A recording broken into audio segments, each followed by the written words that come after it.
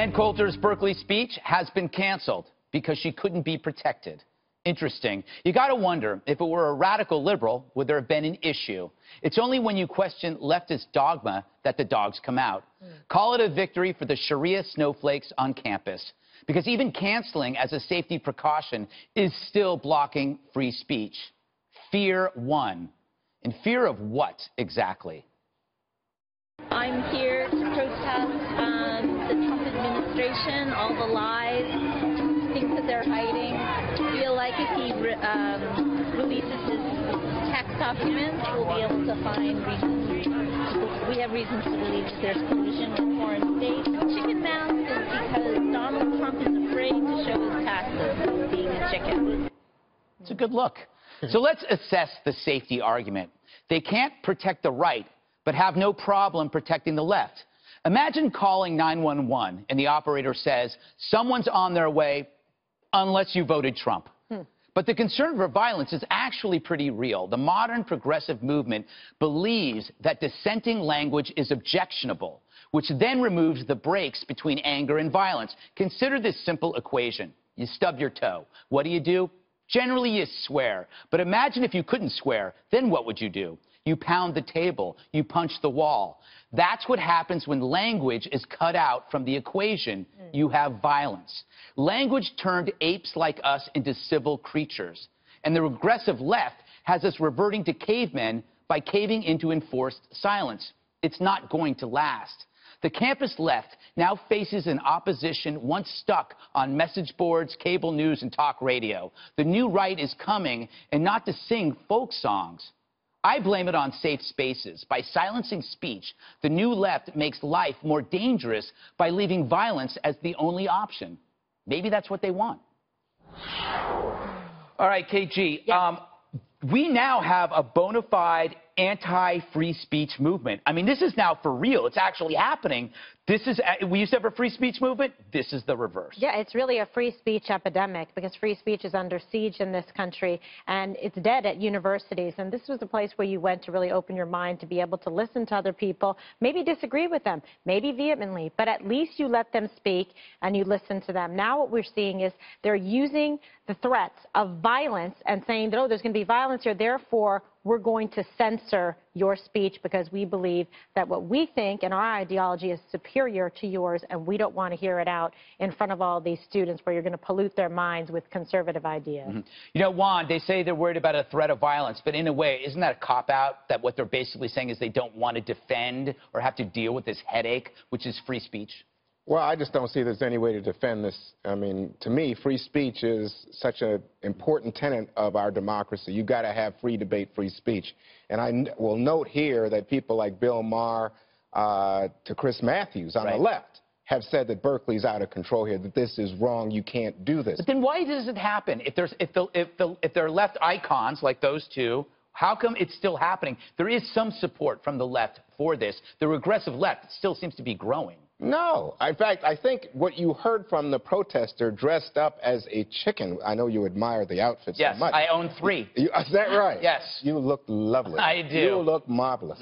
But anyway, it's a lot of this is anti-Trump. And don't forget, Ann Coulter, by the way, has written some very effective books challenging orthodoxies, including in the civil rights community that I admire. But Ann Coulter is someone who says, you know, basically stuff that, I mean, you would think it's ridiculous, like poll taxes. Let's bring back poll taxes, or guess what, we should kill foreign leaders and invade foreign countries and convert them all to Christians. But the point is, and this is what Kimberly was saying earlier, what's wrong with a debate? Yeah. I got fired. I've been tossed by the left-wing intolerance for honest statements and debates. Yes. So I have scars from this. I've written a book about this, and I'm going to tell you something. The fact is that free speech should not be attacked by the left. It is total hypocrisy when you see this coming from the left, even in an anti-Trump moment. I hope the chicken suit lady's listening to you, Juan. That was very, very effective. Chicken's coming home to roost. Nice. Jesse, Yes. It does prove, though, that the threat of violence works. I mean, there's no denying it. Right. They did this because they thought there was going to be trouble. Right, and they caved to the mob, and the mob won, and now the mob is emboldened, and it sets a very dangerous precedent. I looked on the Berkeley website today. I had a lot of time on my hands. And they have safe spaces for just about anybody. They have safe spaces for Muslims. They have safe spaces for undocumented students. They have safe spaces for American Indians. But they don't have a safe space for a conservative. And the problem was they didn't think they could protect Ann Coulter. And I believe they couldn't protect her either because it was incompetence or they didn't want to protect Ann Coulter. But either way, the mob won. And even the ACLU sticks up for Ann Coulter.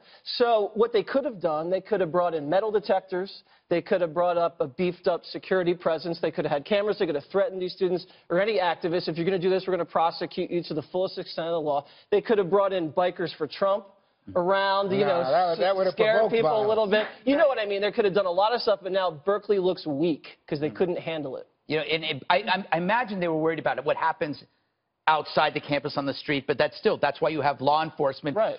Dana, Berkeley gets taxpayer funding. It's a public school. I'm a proud alumni, or is it alumnus? I never know. I don't either. It shows you my education. They've disavowed you, just yes, so they you pretend know. I never went You there. donate a lot? Yeah, I donate nothing to that college.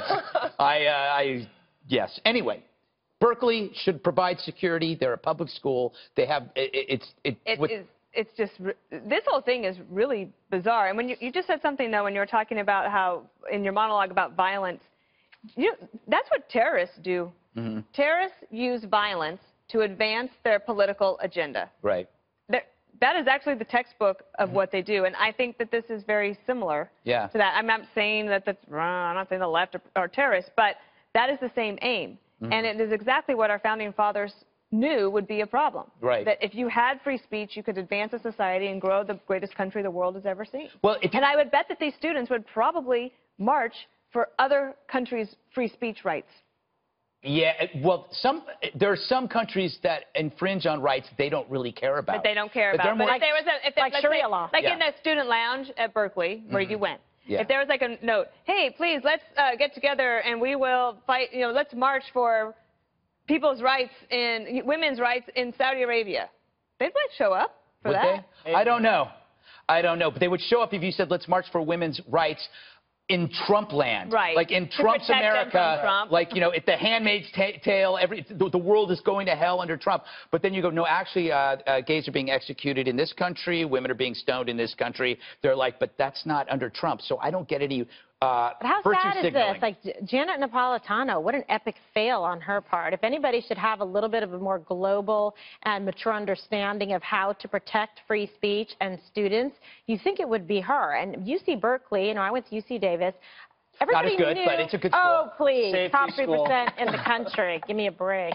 So the thing is, if you go to a school like that, and especially Berkeley, that's always been known sort of as like the beacon, the shining light of free speech and all the protests and marches at Berkeley. Would they want to be censored and say, you know what, I'm so sorry, it's just too expensive to hear you talk? Now, I gotta say, protect them. I'm listening to all of you. I'm so proud tonight that you guys are standing up for free speech, because I remember when people at those Trump rallies used to say things that people didn't like. Oh, and they'd punch them and knock them down. That was Those were paid protesters hired by the DNC. I see. We caught your side on tape. And when you guys want to have a conversation about things like debt and deficit, especially, don't talk about it. Let's not bring that up. Are you kidding? Oh, no. Or, What We love area? talking about the debt and the deficit. Have you been watching Fox News for the last 10 years? How about when police abuse their power and hurt and kill black people? Let's not talk about it. We don't talk about that. I think we did a segment on the 5 every day for the summer of last year. Yeah, all we do is we say, oh, cops are right, and if you really believe in law and order, back the... All right. The silent majority, believe me, is conservative and often silencing just as much. Juan, okay, why would you think that we would take the side of the police? Because the mainstream media doesn't, so we are providing the fair and balanced approach. You might say on this table, we aren't fair. What we're trying to do is actually provide fairness in the greater context of the news. That's why we'd say enough with law enforcement. And you think that the middle class in America doesn't like police? I think people love it. You know what? No, I'm talking about the media. I don't think the media. And Juan, you know what the Berkeley Oh police are operating under? The let them have space to riot situation. Those are the orders from the top. And then the campus police are operating under stand down orders. They can't engage any of these radical violent protesters unless someone's life is in imminent danger. So they let this chaos explode. If they had been tougher in the beginning, none of this would have ever happened. This takes us back to like the 70s and Ed Meese on the campuses out in California when Ronald Reagan was governor. And you know, they went in, they said, hey, the cops, go get them. No, but now it's become anything goes, and they riot, they break the law, they commit acts of violence, the destruction of property. Those people should be arrested. They should be prosecuted, and the cops should move in and take care of it. And that's what they're paid to do. That's upholding the law. That's enforcing the law. That's what makes public safety work and communities safe and protect your right to speak. I agree. And Jesse's and everybody else. Except for me. Dana? Well, well, if you had something good didn't to say. mean to avoid your question earlier about the public university. I noticed that. So this is taxpayer funded, right? Yep. There was a study that came out today. It was printed on the front page of the business section of the Wall Street Journal. 60% of graduates who are graduating this year are not ready to take the jobs that are available. So we have a better economy, and they can't actually do the jobs that are available to them. That's actually what the university should be thinking about. Yeah. And critical thinking skills and being able to handle your emotions. Yes. This sounds so bizarre to have to talk about this with college students. Like, whatever happened to just not going to the speech if you don't like it? No, that's true. That's the easiest decision. And the other thing, too, is the threat of violence was how communist countries, socialist countries, kept people from actually protesting. Those are the very same countries that leftists romanticize. Look at Venezuela. Venezuela is crumbling, and you don't even hear about it. There's nobody on campus talking about the fact that protesters are dying in Venezuela, which is the product of a socialist country, of a horrible system. We should do a segment on that. We need to go. I'm going to do that tomorrow.